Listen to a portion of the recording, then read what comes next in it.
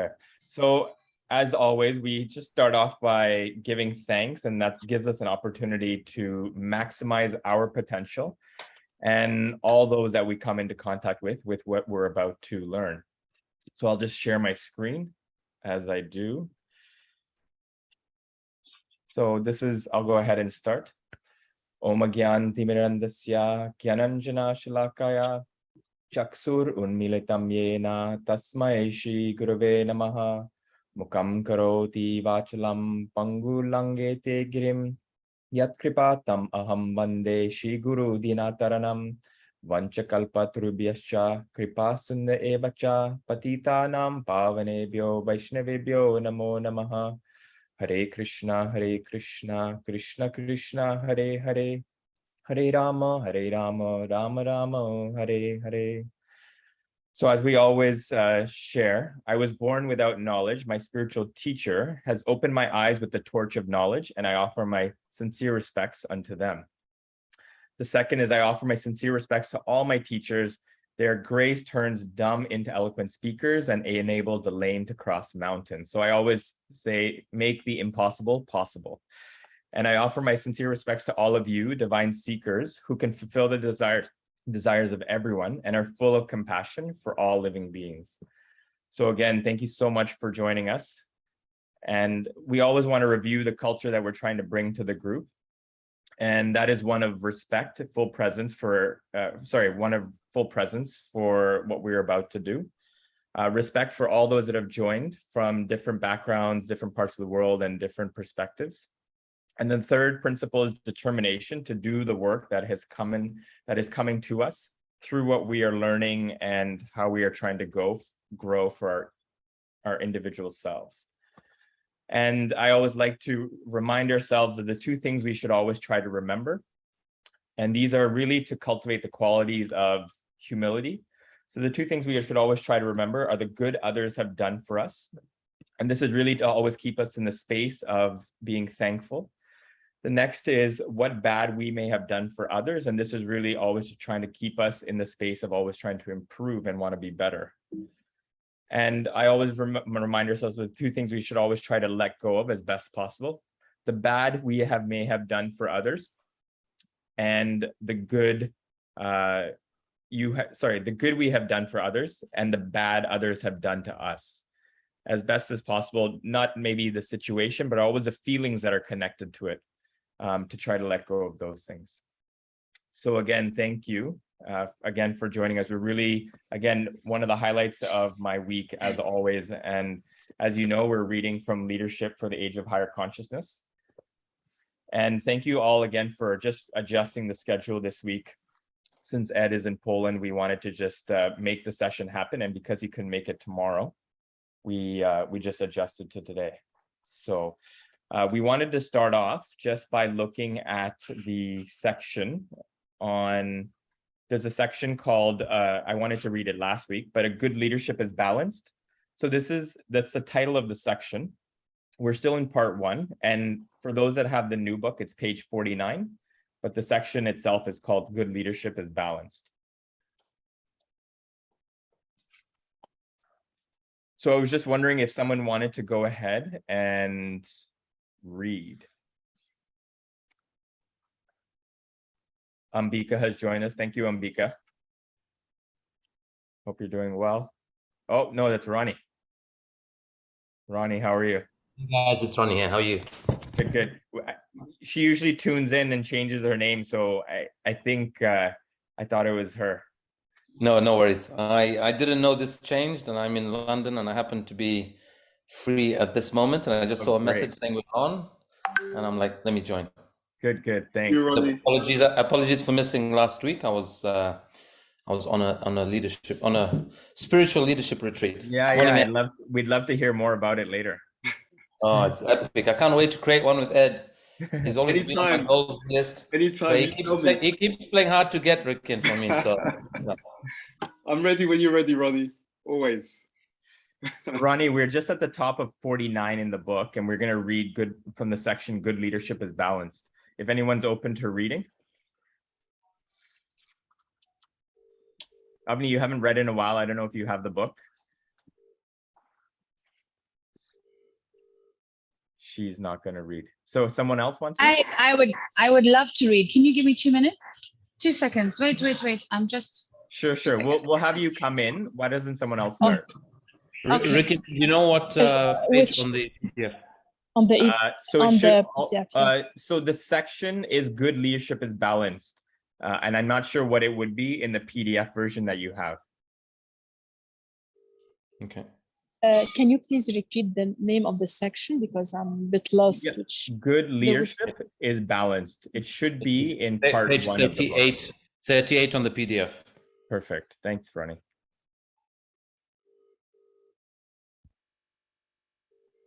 All right, I will go ahead and read. There's danger. I got it. Oh, okay. Sorry. Go ahead, Avni. Okay. All right, let me start. Okay. There is danger in mildness. The king should not be too mild, or he will be disregarded. The people will not have enough respect for him and his words. He must also avoid the other extreme of being too fierce. So then the people will fear him, which does not create a happy state of affairs. If leaders are too mild, people will disregard them. They will not take such leaders seriously and will not therefore be deterred from acting according to their lower natures. In the material world, the tendency to cheat is strong. People also make mistakes and suffer from other weaknesses. Leaders may wish to be mild out of sentiment, but in a world where people are willing to cheat, such mildness will be exploited. Neither should leaders be too fierce. When fear is a motivating factor, people do what is necessary to save their careers and lives, but will not imbibe the principles on a deeper level. Like children who are heavily disciplined, such people will be righteous in public, but as soon as they are alone, they will do what they want. Force and repression are not effective ways to teach others a higher mode of behavior. They do not require people to have any understanding of the reasons behind the law. Thus, both extreme mildness and extreme fairness are dangerous. Leaders should be neither too tolerant nor too intolerant. A current question in the United States that addresses the issue of mildness versus fierceness is the question of capital punishment. Should the government have the right to kill criminals or not? A spiritual leader understands the law of karma. A Vaisnava is this case, would again appear conservative. Say that again. A Vaisnava in this case would again appear conservative. They support capital punishment because they understand that when a person commits a sin, he will eventually have to pay karmic consequences, which refers to the fact that every action has a reaction. Even if a person feels compunction, what is it? How do you say that? Compunction. Yeah, compunction. Sorry, I haven't met that word before. Compunction recognizes his wrong. He still has a karmic debt to pay. Capital punishment allows this debt to be paid immediately, so the soul can go on without obstruction. However, in the present day society, capital punishment should probably be abolished. This is so because there is a fairly high percentage of people who are imprisoned wrongly based on the deals criminals make with the state, or mistaken identity, or faulty witnesses, and sometimes due to corruption. The Manu Samhita states that in the case of wrong judgment, the king must bear 1/4 of the karma for having killed the wrong man. The rest of the blame is split equally amongst the false witnesses, the mistaken advisors, brahmanas, guiding the king in criminal justice, and on the person who actually committed the crime. In the case of a just decision, the reaction for the crime falls solely on the perpetrator, and the king is not held responsible for condemning him to death. In the Srimad Bhagavatam, there is a story of Indra and Brihaspati that illustrates this point. Indra was once sitting on his throne, being worshipped elaborately by his followers when Brihaspati entered the assembly. Brihaspati is Indra's spiritual master, but due to pride, Indra ignored Brihaspati and failed to offer him respect. Brihaspati realized Indra's mental condition and immediately left the room. Indra understood he had offended Brihaspati. Although Indra realized his mistake and even apologized to his guru, he had committed an offense and was due a karmic reaction. He paid by losing his kingdom to the demons. We should understand Bhashma's point that there are ramifications because in our own communities and lives, they help us understand why certain things happen.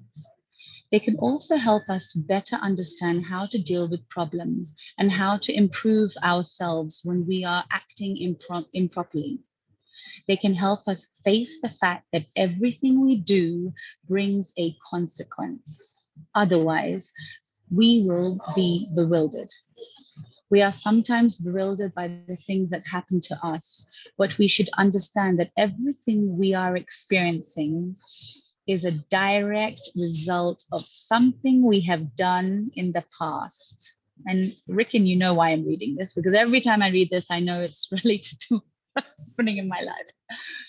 Either in this lifetime or in a previous lifetime, we are not always aware of the gravity of our offenses, so we do not feel enough remorse for them. Therefore, we suffer reactions that are meant to bring us to our senses and to a deeper understanding.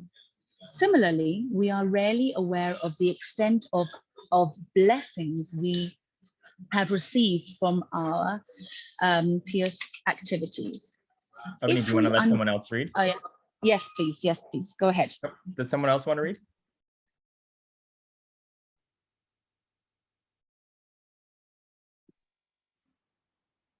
I can read, Ricken. Go ahead. Okay. If we understand even a little about karmic law, we will always treat others with compassion and love and offer them sincere service. Vaishnavas try to never give offense, but to remain always humble. When one is truly humble, he cannot be offensive. Humility is the quality of a spiritualist. All good leadership is spiritual, even though materialists may not realize this. This is because good leaders try to bring out the best in people. It doesn't matter what the organization or coalition, bringing out the best in others means celebrating their spiritual nature. Spiritual leaders address the ultimate point of human life, progress on the spiritual path, and teach their followers to reinstate themselves in devotional service to God. It is a difficult job because people are more interested in usurping God's position than serving him. Their usual desire is not spiritual, but rather to obtain as much wealth, fame, or power for themselves as they can in order to fully enjoy their senses. As we try to understand the difference between material and spiritual leadership and to practice spiritual leadership, we will be able to create a global mind shift. Such leaders can also help all people on this planet to remember what they have forgotten, the ultimate goal of life, self-realization. True leaders guide people by their personal examples. They show people what is possible and help make that which seems impossible, a spiritual world on earth, a reality. Material consciousness is always impossible to transcend, but through divine leadership, material entanglements can be minimized and spiritual pursuits maximized.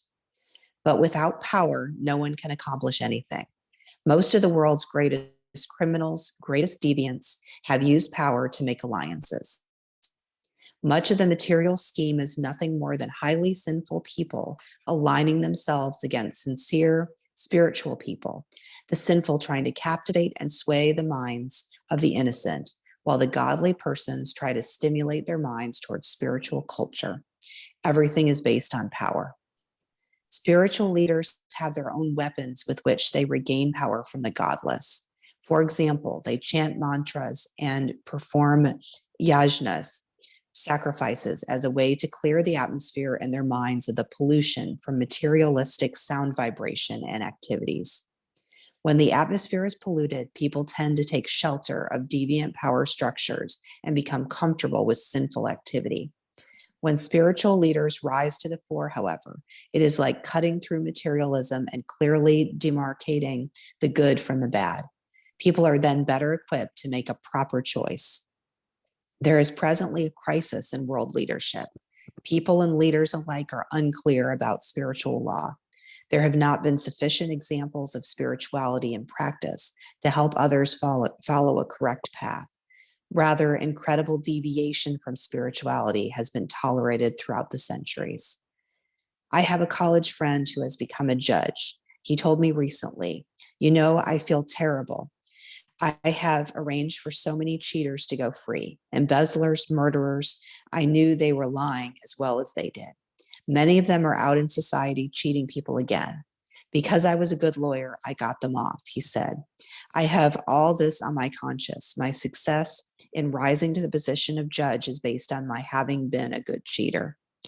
He added that such cheating often happens in the legal system because people do not demand much of their leaders. They compromise, he said, because they themselves are so materialistic. Consequently, the leaders are both materialistic and dealing with materialistic people. Their ability to hold power is based on how well they can facilitate degradation. My friend was remorseful because, as we talked, he could see that I was still concerned about humanity, spirituality, and had remained principle-centered. Although my friend had become wealthy, he was not principle-centered and certainly hadn't understood sacred leadership. Therefore, he was miserable. Wow. So powerful. So thank you. This section is a really powerful one. One of the reasons I wanted to read it was because it really tries to make us mindful as leaders what our actions are, and that there's an accountability system that's working even if we may not see it.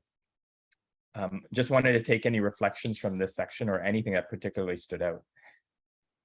I have a question, and it's just a question, so I'm not sure what the answer is here, where it talks of the lawyer, and the lawyer is saying that he has that consciousness around having put cheaters back out into the system. He's done that, and has he done that by following his dharma, right? Because I have, as an example, a cousin who's a criminal lawyer. Her job and what she's hired to is to prove the person's innocence. That's her duty. That's her dharma. She might have an opinion on the person. She might think he's guilty, but that's not her dharma to express her personal opinion or to say, well, you know, you've hired the wrong lawyer, so I'm going to turn you in. Her duty is to do what she's engaged to do, which is to prove him innocent, even though she might think that he's been at the source of something wrong. So if you're a lawyer, and on the one hand, we're supposed to do our dharma and follow our dharma, how do you balance that off with your personal view or opinion? Good question. Does anyone have any thoughts? Yeah, I can take this one. So first of all, good to see all of you again. And Ronnie, it's a great question. It really is a great question. There's a few factors to take into consideration here. So first of all, we do have certain duties, certain responsibilities that we have been assigned to in society that we have worked for. So the example that you've given is if someone is in a legal situation, there's a subtle difference between trying to spin the law to get an outcome for someone who actually has done something wrong. Let's go back. The law system itself is ultimately, we call it judiciary. And the whole idea is it's meant to give judicious judgments for the well-being of the entire society. So there's a subtle tension. On the one hand, I may think that that this particular individual has done something wrong, and I may still defend them, but I'm not defending them because I don't think they've done something wrong. I'm defending them because I'm actually understanding that they have done something wrong, and I'm going to try and get a just outcome, not just for the society, but them as a member of the society. So sometimes to be very, because it's very nuanced, sometimes a lawyer, they will encourage their client to plead guilty. It's clear you're guilty. The evidence says you're guilty. If you plead guilty, what will happen is you may still have a situation that you may still have some negative outcome, but the outcome will be fair to you and the other people, and it will also be minimal, because by pleading guilty, when you are guilty, you've recognized I did do something wrong. And to be honest, when we saw the what was the case? It was the Johnny Depp and Amber Heard case, which obviously was very, very public. Yeah. We see in a situation like that people actually looking at the evidence, and we're trying to at least in the case of Johnny Depp, right? We're trying to represent the situation honestly and objectively so that best outcomes come for all people. For some people who are criminal, their success is that they're honest, or rather that their lawyers encourage them to be honest, and we get a healthy outcome, and they minimize the suffering. What the section that we read from here is emphasizing that there are karmic consequences to not doing the right thing. So what happens is, let's say I'm a lawyer, I know someone's guilty, I get them off. That doesn't mean that they won't suffer. Because they actually did do something wrong, something else is going to happen to them in this lifetime or in another lifetime.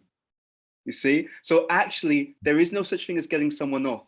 All we can do at best is manipulate a situation where we don't see them go into difficulty, but they still go into difficulty anyway, because the truth will always play out in the long term. So I want to invite you to kind of re-envision how this whole thing looks. As lawyers, we would say that we're trying, in all occupations actually, not just lawyers, we're trying ultimately to align with higher understanding of the truth. For example, I may be a businessman, and it's my job to maximize shareholder profit. But actually, I know that what I'm doing in this business is producing products and services which are actually toxic. So I may say, okay, I did my duty in terms of maximizing shareholder value, but I failed in a higher duty, which we sometimes call the golden rule. Treat others as I would expect to be treated myself. You see, so in other words, there's a hierarchy. The most important is, we could say, Dharma. The next is the societal laws. And ideally, and we had this in ancient societies around the world, the two were aligned. Because in the current day and age, the two are not always aligned, we have to do our best to make sure that whatever we're doing on the societal level also applies to our conscience on a higher level, right? So for example, with you, I know that if you were giving someone advice, you wouldn't just say what's out there. If you heard some advice from someone who was a doctor, but you knew that that doctor had bad motive, they were self-centered, they were pushing a product which was about their own making money. So they're saying this product is great, but you know the product isn't great. Then even though you're hearing it from a medical expert officially, I know that because you've got conscience, you say, well, I'm not sure about this. I'm not going to actually tell my clients to take this. So ultimately, we're going to be held responsible by the fact that we did the best we could honestly do, knowing what's right. And whether we're a lawyer or not, and we read that in the section just now, sometimes even lawyers, they leave law sometimes because they think, you know what, I'm actually doing something and I don't feel good about it. I mean, you gave this example, sometimes someone may be accused of theft, but let's take it to an extreme. Someone's accused of rape. Someone's accused of child molestation, right? If I'm still in contact with my own conscience, I wouldn't just think, well, I don't care whether they did it or not, I just want to get them off. There'll be something in all of us that's going to think, well, if I really believe that they did it, and we see this in the legal system. Some lawyers will then tell their client, look, I can't, for whatever reason, I'm not comfortable representing you, so you need to go to someone else, because that person's own value system is such, they know in their heart, this doesn't work for me, you know? So what I'm saying is, there are societal laws, and you are right to point out societal duties, but there's a higher level. And ultimately what happens to us is based upon our alignment with that higher level. We can't knowingly do something wrong just because other people think it's okay, or other people, think that we can get away with it. We should follow our own conscience, and that would automatically align us more with Dharma, with real Dharma, as opposed to just what society thinks. Because we know what society thinks today, it can change tomorrow. And we've seen that evolution throughout history. Does that answer your question? Yeah. I mean, it definitely does. I think the thing that was coming up for me in that reading was the example of always hear of the vegetarian that is born in a butcher's family or something, and they have to do their dharma, right? Which is go and butcher, even though they personally don't eat. But also because I have a cousin who has a very successful criminal law practice, and she's built a great record of saving criminals, but also, now that you mentioned the point, she also reduces their term significantly, right, by pleading guilty. And of course, I don't know the full intricacies. I only hear the success stories of hers, of all her cases, and actually on what basis she makes that choice and decision. But I do know that she gets a good rep as a criminal defense lawyer because of more of the people she saves, right, out of the prisons, or maybe reducing their term. So it does make sense with what you're saying. I'll just add one thing. I was listening to something earlier today, and they were talking about the justice system that we have across the globe. And they were saying that the real evolution of the justice system will be a movement from the kind of justice system we have now to what we call restorative justice. So restorative justice, it not only treats the crime itself, because we need to have healthy barriers, and we'll talk about that today, actually, as part of the things I'll share with you. So we need to have healthy barriers against negative or criminal behavior for the protection of society as a whole. But restorative justice also looks at restoring the individual who's engaged in the unjust behaviors. In other words, trying to understand what is causing this particular individual to behave in a way which is socially reprehensible. Okay, and what do we need to help that person to become a better individual so that they can go back into society and be a proper, functioning and healthy member of society? And when we were studying this, one of the points that were made is that when we don't do things properly with a long-term view, then we put some people in prison. But at least in the UK, it costs at least £50,000 a year per prisoner, right, to house them in prison. Now, just think about that. How much money we're wasting if we could actually create a structure and a system whereby it minimizes not only the criminality, but the causes of the tendency to be criminal. And I'm just emphasizing this because in the Vedic literature, in Mahabharata, etc., it's a deeper system. So not only does it say, yes, we have to protect society, and if people do something wrong, they do need a certain correction, but it also tries to create the conditions whereby the person will not act in the wrong way in the first place. And in what you've just read about the leader being both compassionate, so the motive is always good, but strong so that there's a deterrent at the same time. That's the healthy balance that we see in ideal leadership. I am compassionate, so I understand, even if you make a mistake or someone makes a mistake, I understand that there may be some other causes behind it, but at the same time, I'm strong so that it encourages the person not to give in to their lower nature, not to give in to the tendency to want to, let's say, harm another person for one's own benefit, because that can be traumatic. Does that make sense? Yeah. No, totally does. And it's lovely to hear what you're saying about the restorative justice system, because that's happening in the healthcare, right? Yes. The GPs are finding it's costing more on the NHS and putting them on medication than it is if we can start to flip, which is what we're doing. And now I'm having a lot of conversations with GPs reaching out to us because we're in the preventative space and we want to put them into society with optimal health and the tools to maintain that. And now we're having doctors reaching out to us as an organization actually to be part of what they have deep prescription type of services that they're starting to get people off medicine, which previously they always put you on and they didn't tell you how to get off. They just told you, we'll tell you when to get off, but they didn't tell you how. And now we're having GPs are getting into making it a lifestyle change to come off of them rather than a surgery approach. Thank you. And that should be the future of all medical systems. Because again, in the Vedic system, medicine was more in that preventative phase. And therefore, there was very little of having to do the corrective because the lifestyle itself was healing, therapeutic, and curative as well. So really great to hear about the work you're doing. Awesome. Thank you. Just to add to Ed's point, Ronnie, I was just thinking that it's nice that this principle or this concept was introduced, that although we have our societal laws that lawyers ultimately are acting upon, it's good to introduce that concept of a higher understanding of that, regardless of who is acting in, for whatever reason, that the lawyer, the person involved in whatever the action is, that we're all accountable to the higher, to the higher spiritual law, and that even if that can be considered in one's day-to-day actions, it can still have a powerful effect, even if it's not 100% pure or in line with Dharma. Even moving in that direction, even a little bit for everybody is good for everybody. So just, even I think for lawyers, I mean, even just reading the section would be really valuable because it would just open up the mind to maybe something they haven't thought about in their, day-to-day practice. So that was just a point that I wanted to put out. And then the second thing that I thought was really interesting, that the Vedic texts, these texts are so detailed that, it talks about here, the Manu Samhita, it's so detailed that it talks about how the division of karma happens. I don't know if people pick this up.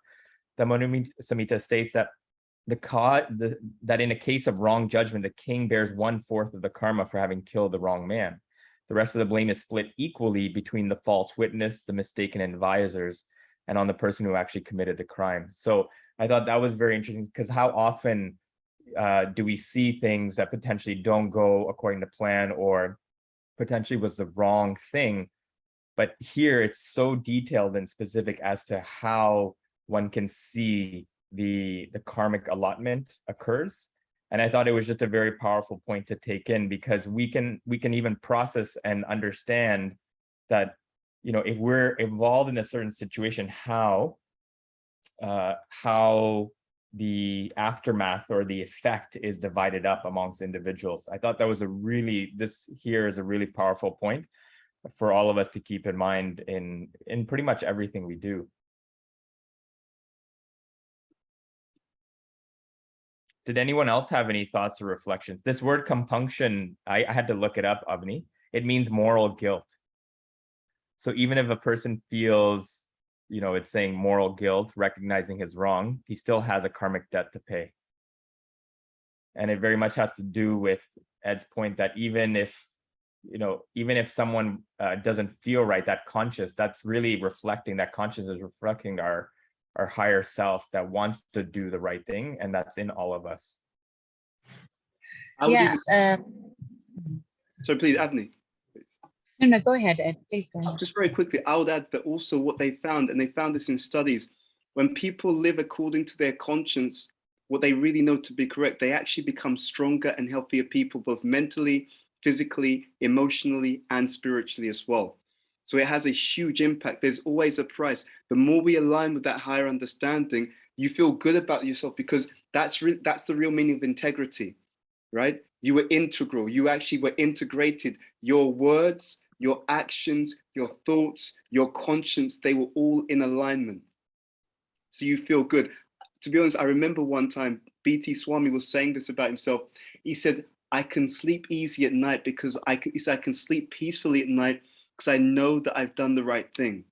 And it's that kind of understanding that when people live a life where they're true to what they really know to be correct, it actually makes them very, very powerful people who feel a sense of real integrity, wholeness, and abundance within. I just want to add that. Please, Avni, please share what you were going to share. So I want to ask you, Ed, in terms of karmic consequences, where does this play in all of this? Because I would say that, in fact, the lawyer would be the nimit for the criminal's karma from the previous life. Wait, the lawyer would be the what? Can you repeat that? The nimit, the messenger of the deliverer of the karma. Okay. Is that's my understanding, it's not people who are being horrible to you are not it's not them, they're the deliverer of your karma. Is that right? The Nimet. Yes, but there's also the two things happen at the same time. In other words, we, through our interactions with other people, they're giving us some of our, they may be delivering some of our karma to us, but also how we respond indicates how much of that karma comes upon us. In other words, Yeah. we have free will, and there's also something that we're destined to experience. So for example, someone may have the karma whereby they end up with a teacher who's not very good, but they also have the free will that they can recognize this teacher's not very good. I'm going to study like anything, and I'm going to get additional tutoring so that I can still pass the exam. So it's the karma is the situation, but the free will is what they do with the situation. Both things happen simultaneously. Yes, and I like the fact that you said that. It's basically you have the choice to either bond the karma further or actually break free from the karma. Is that right, what you're saying? You have the choice as to how you respond to the karma. That's the point.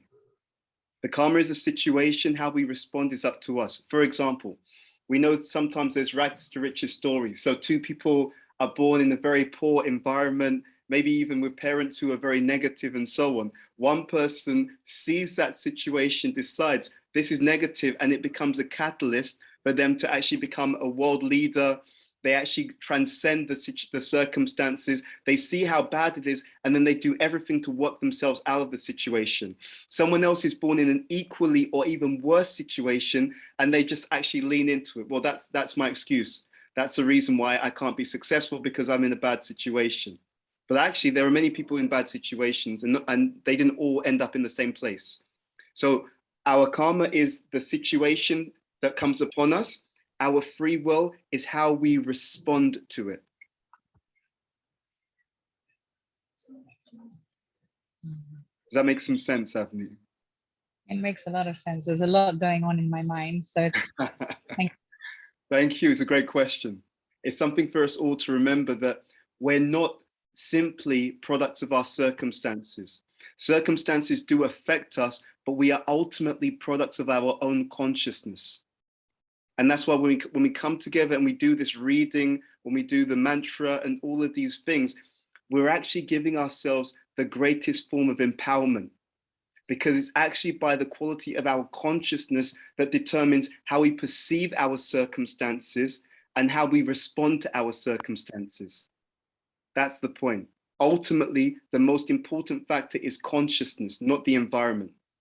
But if we don't take the opportunity to develop our consciousness, then we will just we'll be like people who just go with the flow. If the environment is good, I flow in that direction. If the environment is bad, I flow in that direction. Yeah. So we'll be a victim of circumstance rather than the creator of circumstance. In the beginning of the Leadership 2 book, that's a point that's made by Bhishmadev. He says the king is primarily a man of action, not duty. Meaning, sorry, not destiny. Meaning that the king isn't just someone who goes along with whatever the environment is saying.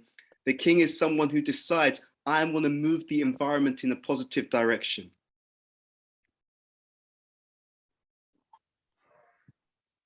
Can I add something?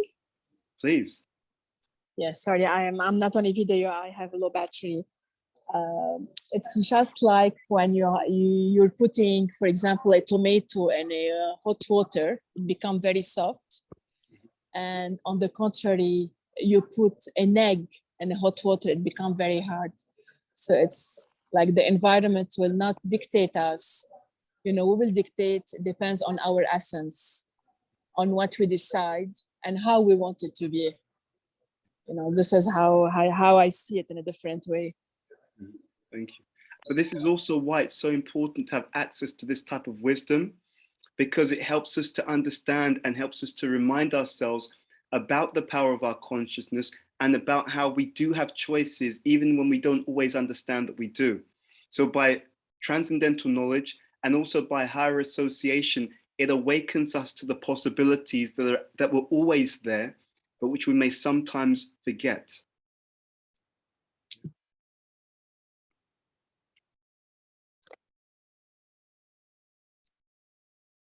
Any last comments or reflections on this really powerful section from anyone who hasn't shared?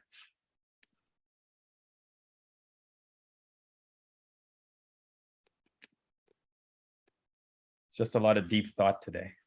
I just want to add one thing, which it's kind of like what this chapter is saying is operate always aligned with the greater good, with the nobler cause. And what it really serves me is I look at scenarios where let's call them competitors, right?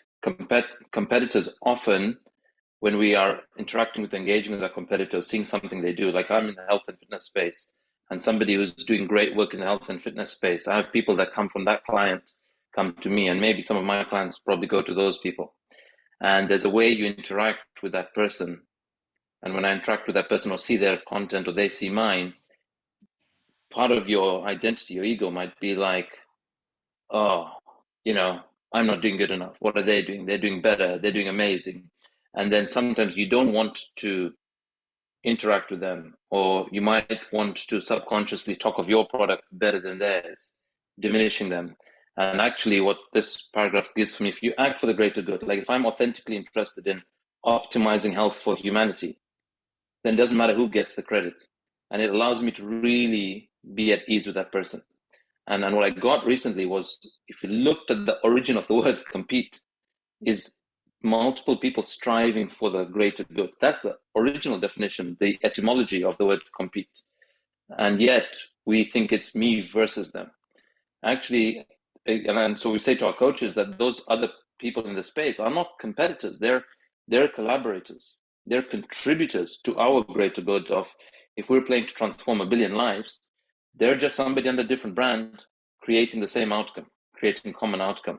And here, as we look at criminal versus judge versus lawyer versus society, you could also get that they're all contributors to create to that overall common good of society. So it just reaffirms, I guess, that insight or perspective I've had recently. Thank you for that. We're going to touch upon that a bit today, Ronnie. You've seen the script. Marius, you wanted to share something, please. I listened to all these examples with criminals, with a bad scene was extreme, with rape, which takes a person out of integrity and damages the karma of this person. What about I was wondering, what about our smaller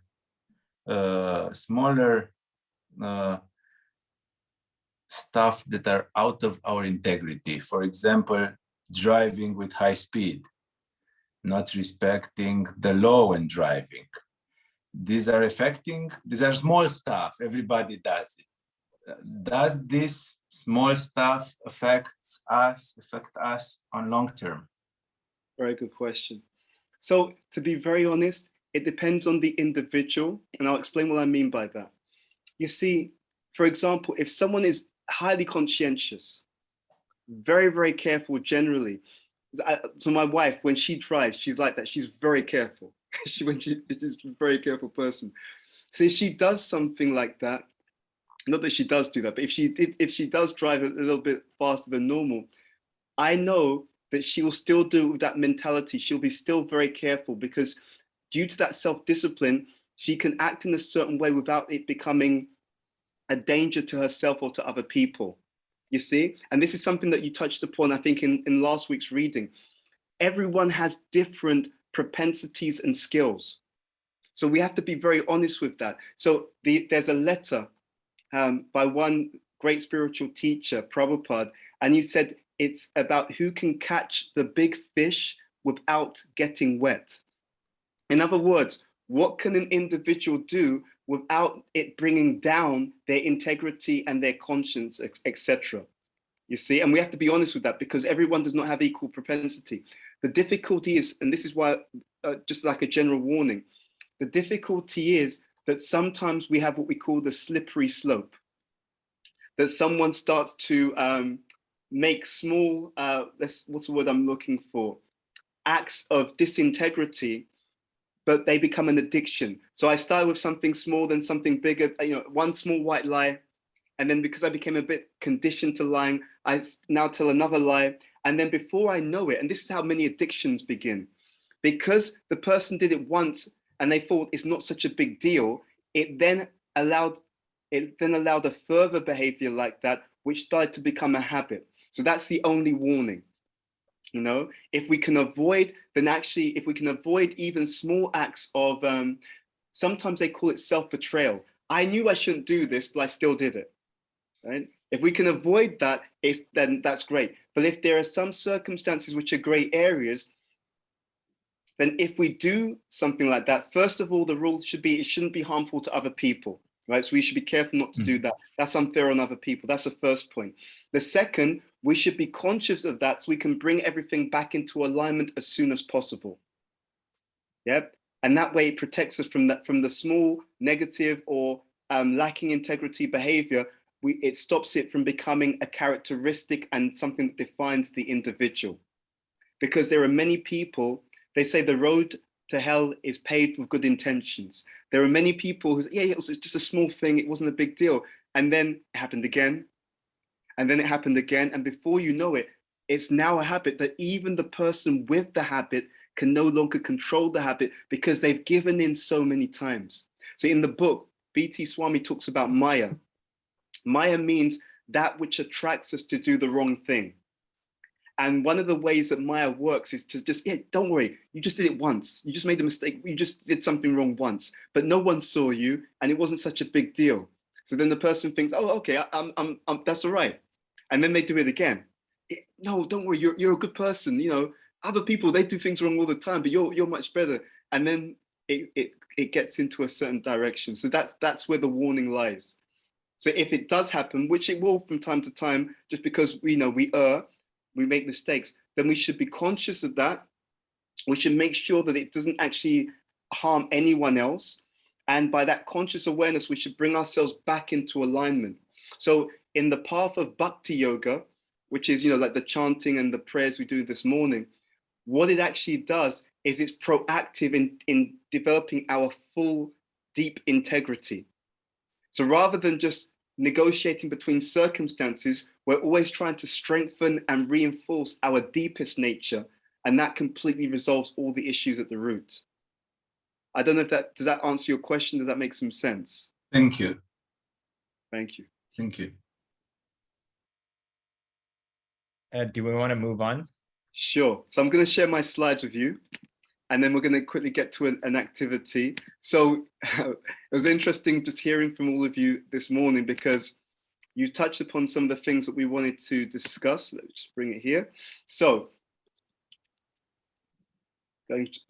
in this section that you read, it talks about the king being aware of their friends and foes, understanding their allies, etc. We wanted to do a few things. The first thing I want to do is go straight into how we apply this. We often like to learn from people that we appreciate, that we like, that we work with, etc. What I want to do is completely flip this. The first activity I want all of you to do is to grab a pen and paper. And this will link very much with Ronnie's comment. There's so much potential for business people, business leaders. It's a huge area that we completely often neglect.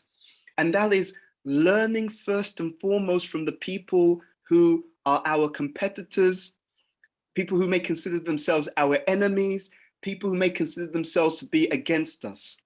The first thing I'm going to ask you to do is just take a couple of minutes, write down a list of some of the people or individuals or companies who are your competitors.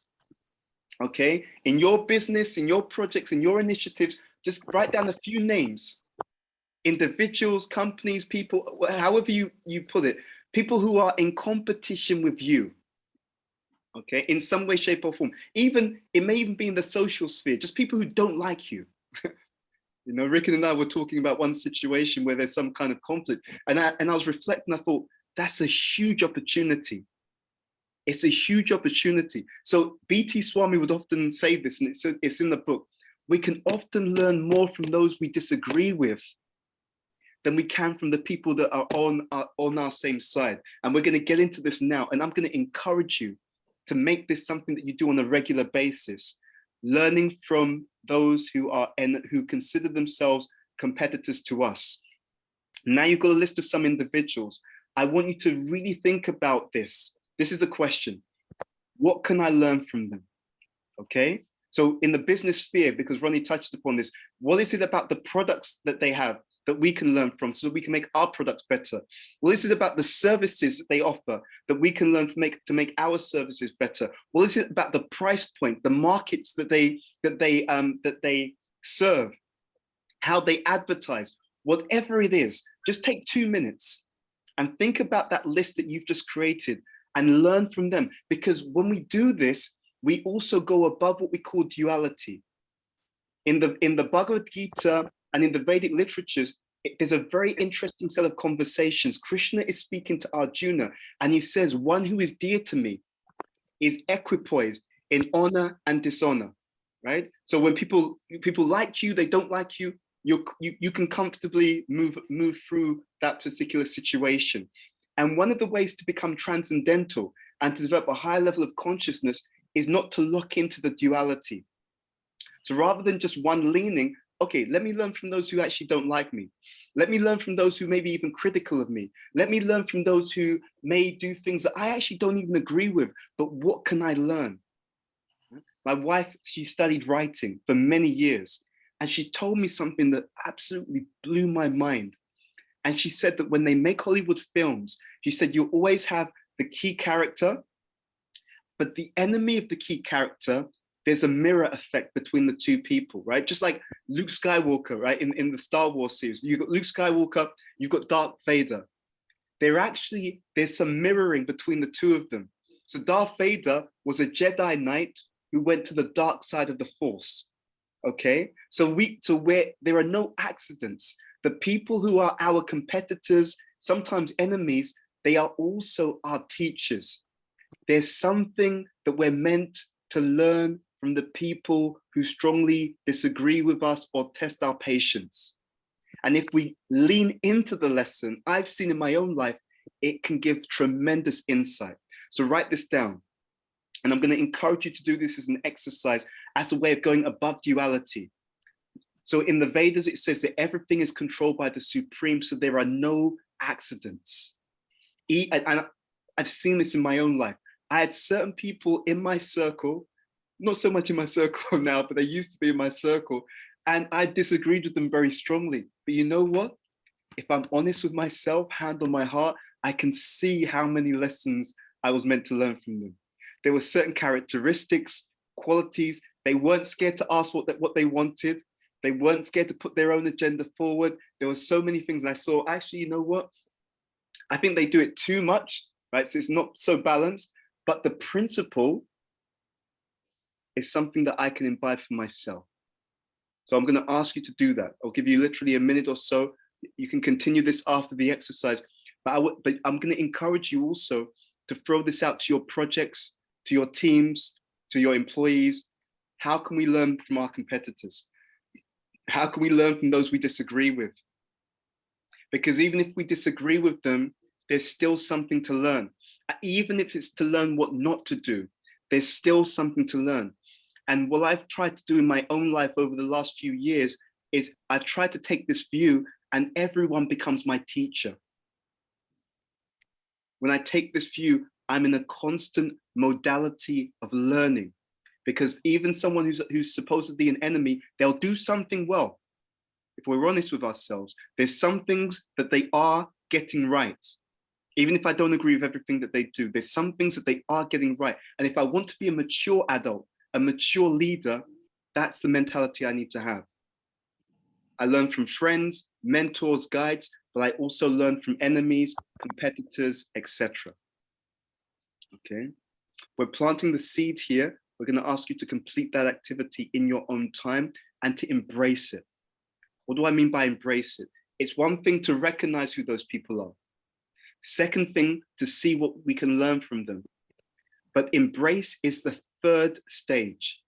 The third stage is after I've recognized that we disagree with these people, after I've recognized the lessons, which often includes the humility to say, I disagree with them, but they do this much better. They do certain things much better than me.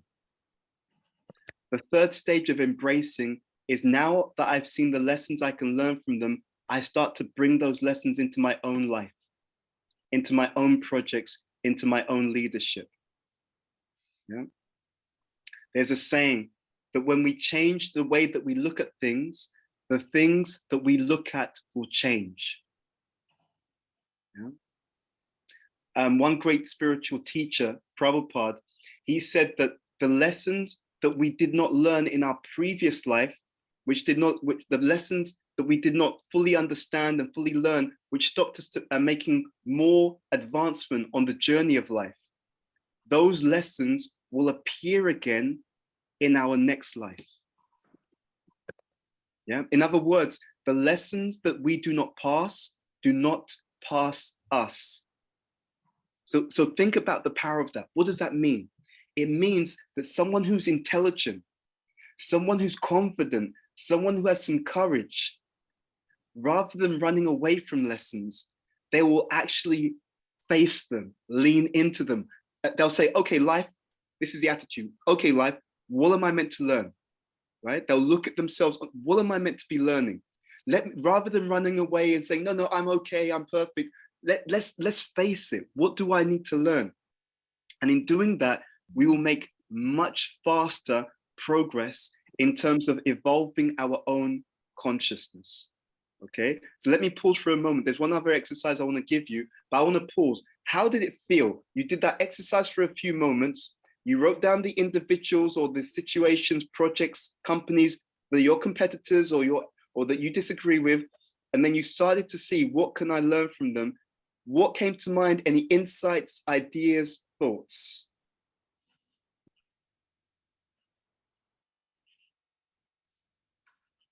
Would anyone like to share? I think Stacey, were you about to unmute? Yes. Yes. I was really struck with that. Takes a lot of humility. Yes. Right. To be able to do that. And so not having that, we just block ourselves from learning. Yeah.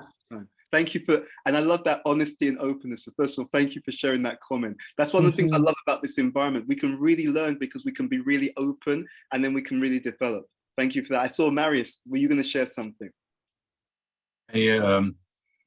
I wrote down 2 competitors. I have a family business. We are making cheese. And I was thinking about our main competitors that are making cheese, and I wrote down so many things in 2 minutes.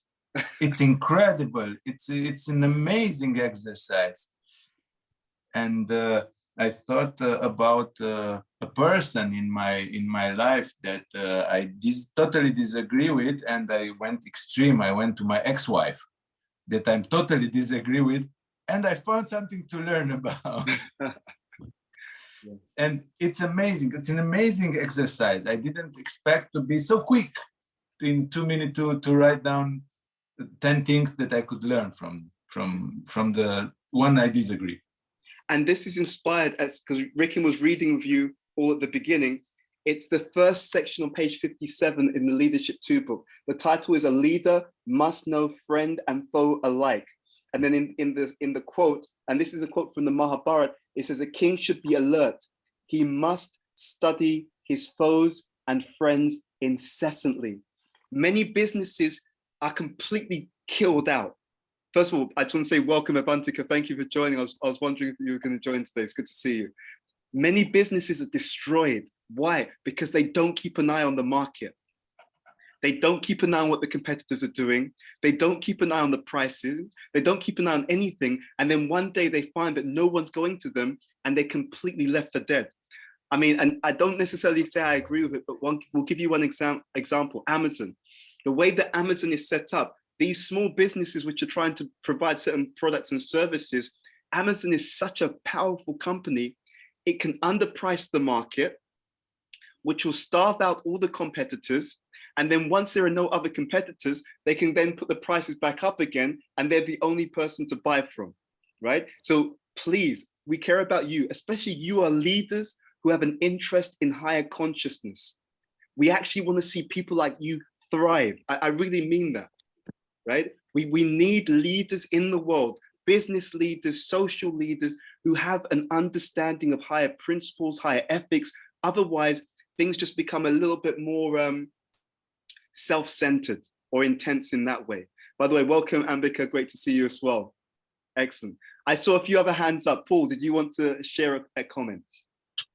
Yes, so in the previous example, and it's great that we got into sort of learning from your foes, but we talked about the perpetrator of the crime in the previous example, and then the people giving justice. But this exercise of what you can learn from a difficult person or event becomes incredibly more difficult when you are the victim of said vicious crime. So taking it to an extreme, I mean, how do you learn from that if you are in that situation or when that happens? Okay. I think it gets more difficult, right? Absolutely. I don't think the first instinct is to learn from that circumstance. I think the first thing we need to do when we're the victim of difficult circumstances is to do some healing, have some compassion upon ourselves. There was an interesting thing that I heard recently, and I'm not sure if I mentioned this last week. Someone was talking about compassion fatigue, and there was one famous psychologist, and he said, "There's no such thing as compassion fatigue. There's more a lack of compassion fatigue, meaning that I'm trying to help other people, but I'm not giving enough compassion to myself to allow me to continue to help other people." So we do go through difficulties in life, and we've all been there. When we do that, we must, first of all, soothe. We must correct the way that those challenges affected us. So I think the order of priority is important. I don't think the first thing is to jump to learning from that circumstance, although let's be very honest, there can be gold even in the difficulties, right? But the first thing I need to do is correct how that difficulty has affected me. So Paul, I would start there. And when we are ready, when we are sufficiently in the right space, then I would look into what I'm able to learn. It actually parallels the traditional idea of what the motherly, nurturing, and the fatherly, responsible natures are meant to give a child. In terms of child psychology, when a child is in pain or in difficulty, the first thing that they need is that soothing and that acknowledgement. You see? Now, with that soothing and that acknowledgement, it helps them to become comfortable with their feelings and they're able to move through their feelings very fast. And now that I've recognized I was angry, I was hurt, I was upset, I acknowledged that, I validated myself, I gave myself compassion, and now in that more calm and whole state, now I can look at, okay, why did that happen? What can I learn from it? But if I just jump straight to that without acknowledging how I feel, you made the point very nicely, Paul, it can be very much a blocker. Yeah, because it will also affect my ability to really see that situation, yeah, properly. Thank you for that. I'm going to go to Avni. Hi, thank you. I'm in a little bit of a conflict whereby I've heard on many different levels is follow your joy, do the things that fill you with joy. Mm-hmm. So, and also surround yourself with people who inspire, motivate, spark that growth, joy, and so forth. Now, I hear from you, and I totally agree, and I love this exercise. In fact, I've received an amazing input. Can you hear me? Yes, very clearly. Okay. So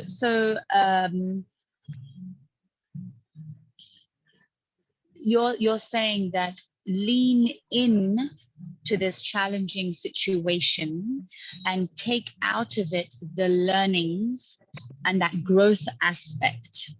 Not exactly. What I was saying is, so first of all, surrounding ourselves with the right people, absolutely correct. Doing the things that inspire us, absolutely correct. Well, I'll say it again to be very precise. First of all, we don't have to go looking for difficulties in life. I think we've all found that, right? They end up coming into our life space automatically, just as we go through our day-to-day duties and activities. So we're not looking for competition or difficulties. What I said we should lean into are the lessons, right? Whenever we go through situations, whenever situations come into our life space, we should lean into the lessons. I'm not saying necessarily we lean into a particular negative individual, right? But as circumstances come up, even though I've tried to live my life in such a way that that difficulty or that challenge doesn't arise, but it still has arisen. Okay, so that means it's found me in spite of my best efforts. So there's something that I'm meant to learn. So I'm saying lean into the lessons. Externally, we may keep away toxic people, but the question is, why were they able to come so close to us? Why were they able to do what they did to us? And what does it inform me about what I need to do to grow, change, and improve as an individual? Does that clarify the 2 points?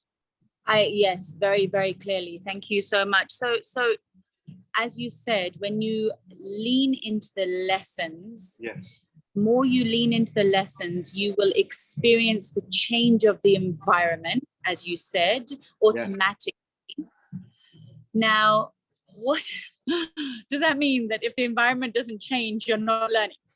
Because I'm learning so much and I'm developing so much, and I find myself really doing a lot of personal development, but the situation still persists. Does that mean, do I still have to stay there? Because, or can I take myself out of there? When is the right moment to take yourself out of there? I mean, Ricken is laughing. It depends on the particulars of the circumstance. So let's make it very clear. There's 2 things that can happen. Sometimes a situation has occurred. I've learned the lesson sufficiently, so now I'm different. Okay. Now that can lead to 2 things. Either it can lead to a life where that situation doesn't keep occurring anymore because it no longer needs to come into my life because I've learned the lesson, I've graduated. That's one possibility. Another possibility is that I've not sufficiently learned, so it's coming again. That's another possibility. Or a third possibility, I have learned sufficiently, but I'm still getting some of these experiences just due to some karma that I have to go through. But because I've grown sufficiently, the sign that I've grown sufficiently is that even though the situation keeps recurring, I'm far better able to handle it than I've ever been before. Okay? It doesn't devastate me, it doesn't bring me down, it doesn't demotivate me in the way that it used to, but rather I'm able to be strong in the face of it, I'm able to be wise in the face of it, I'm able to be compassionate in the face of it, like that. But when we bring it down to specific circumstances, we need to know the details of the specifics so we can make that judgment, because obviously you can appreciate there are nuances. Maybe there are other people involved who need to be taken into account or consideration based upon the decision. So that's where the one-to-one mentoring or guidance is necessary. But here we're speaking about the general principle. Very, very helpful, very insightful. Thank you so much. Thank you. Thank you so much. By the way, just to let you know, I'm going to do a TED Talk. I think I told you guys, it should be out around October. So I'll try and let you know when it's out, and I'd really appreciate it if you could just share it. I'll just share it. Okay, hi, hey Ada, great to see you. I want to do one more activity if that's okay with everyone. Okay, so I'm going to show my slide again, and we'll just skip to this last activity. Okay, so one more thing that we would like to do, and we're going to ask you to do as an activity, is to think about the following. So one side of this is about learning from maybe those we disagree with, learning from those that we may have a different view to. But there's also, when in this section where B.T. Swami talks about a leader must know the friends and foes, and also talking about the interdependence, right? So the king has to understand, where are there more opportunities for success? Because I'll read you what B.T. Swami says here. It's a very, very powerful point. He says, let's see. He's talking here about the importance of the king having unity and also working with other people. So let's see where I can read this from. He says, I'm trying to find the particular section. He writes about the importance of the king's, here it is. A good leader knows his enemies as well as his allies. A good leader studies his allies because he is not independent in his strength. Okay, none of us as leaders are independent. So we want to have this idea of win-win relationships is the idea of having healthy allies, okay? And I'm going to do an exercise with all of you where we can think about this carefully. Let me just show you the next slide. So this is something that we sometimes do with different leaders. So this is a circle with you in the center. And then there'll be some people who you're very close to, okay? This first circle represents the allies who are close to you. Then you've got the outer circle, which may be people that you don't know so well, but they could be potential contacts, potential allies. We're going to ask you to do the following activity. Okay, let's share this. So this is the exercise. First of all, I want you to think about a goal which could help you or your team. So what could be one initiative that could help me as a leader, help my team? Second, I want you to think about this circle. Who could help you with the goal and how close are they? So you're going to draw this circle out on paper, and you can put the names of different people that you know who could help you with that particular goal. If they're close to you, you put them in this circle just around where it says me. If those people can help you, but they're further away, you'll put them in the pink circle, okay? They're potential allies, but they're not close. Now, the next thing, if we talk about allies and interdependence, the third question is, what could you offer or help them with? What do they need? What interests them? So you're going to analyze those potential allies, okay? You can do this in business and you'll be incredibly successful. So you're thinking about allies, and now you're doing an analysis. These are people who we could actually get to help us. How do we build a relationship? I need to think, what is it that I have that I could offer them? Okay, what is something that I could give them that they would value? This is really interesting and really important. In business, where you're strong, someone else is weak. You may have a skill and you've just had it, it's a natural talent, you've been doing it for decades, and you don't think it's a big deal.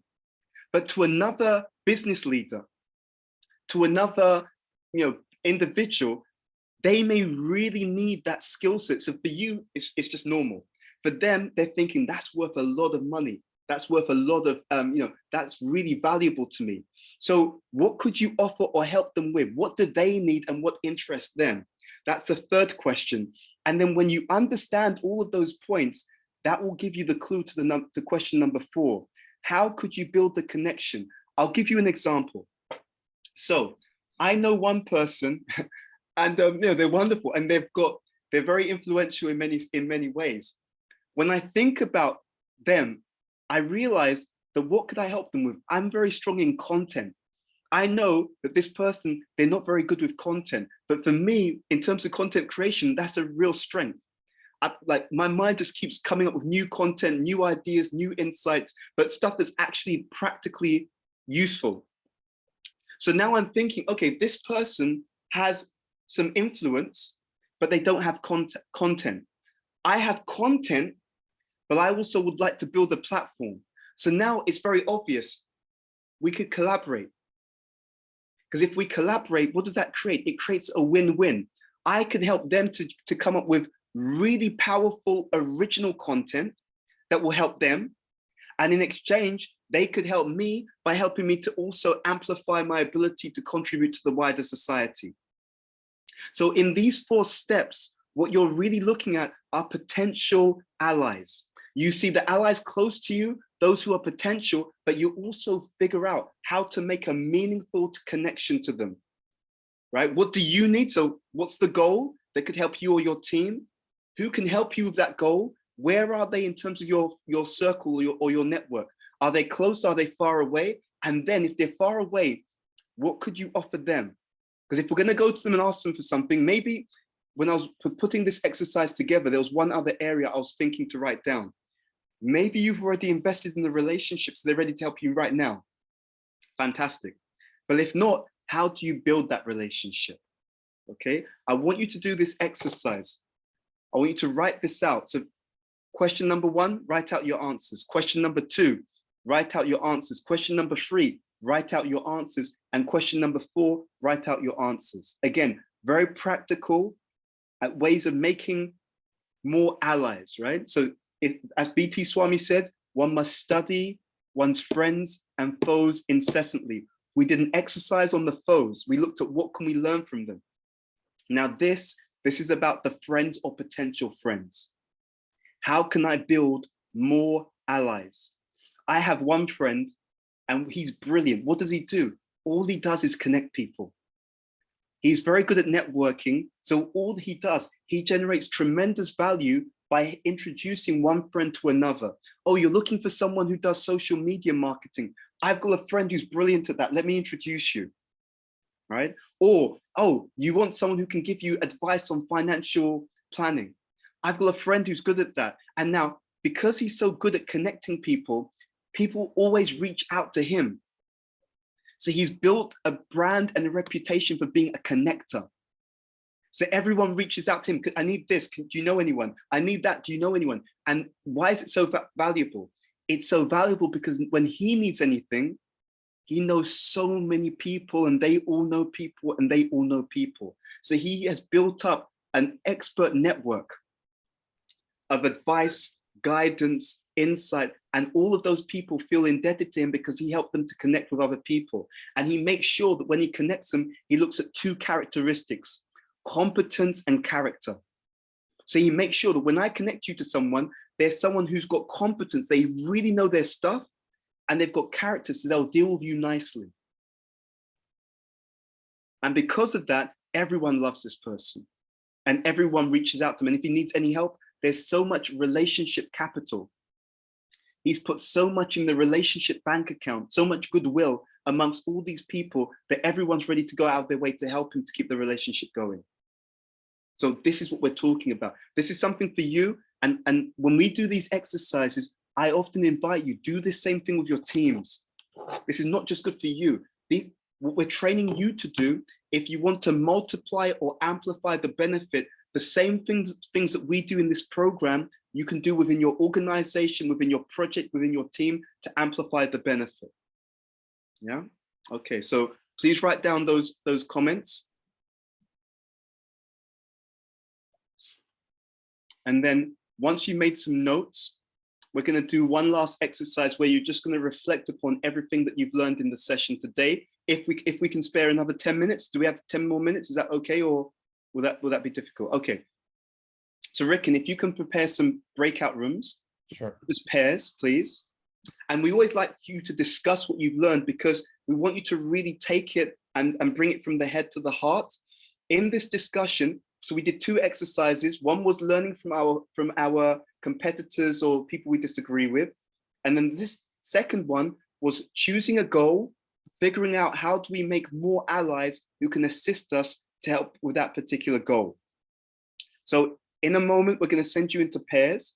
When you go into pairs, all we're going to ask you to do is discuss in your pairs, what did you learn? And most importantly, I'm going to emphasize this, how are you going to practically apply this? What are you going to do about it? Okay.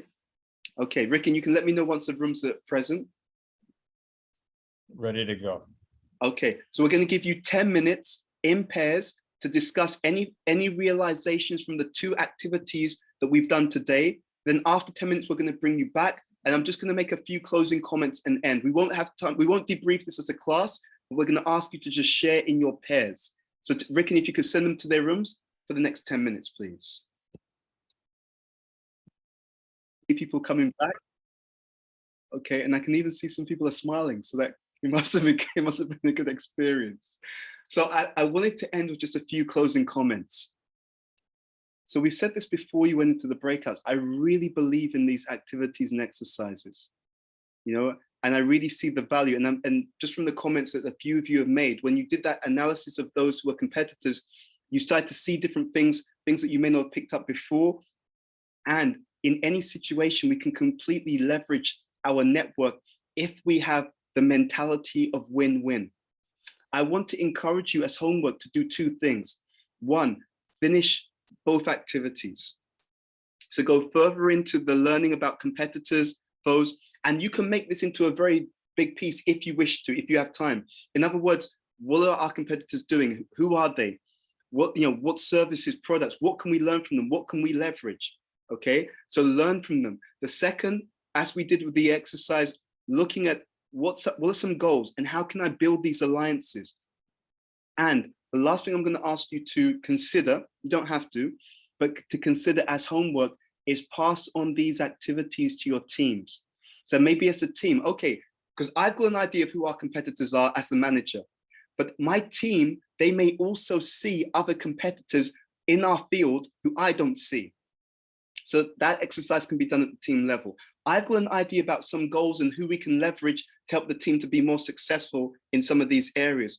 But there may be, but you see, it's not just my network. That last activity that we did, your teams have networked. So I'm in Poland right now. I've been speaking to managers all week about what we call succession pipelines. How do I keep track of talented individuals in the company?